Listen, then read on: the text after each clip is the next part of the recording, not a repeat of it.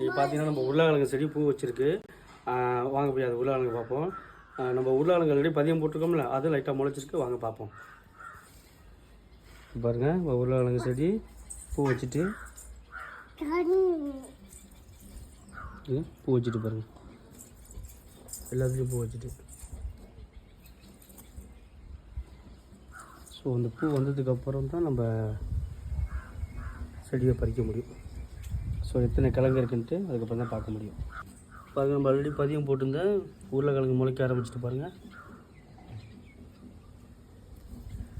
அதான் முளைக்குது. 2 முள்ளங்கி நல்லா முளைச்சிருக்கு.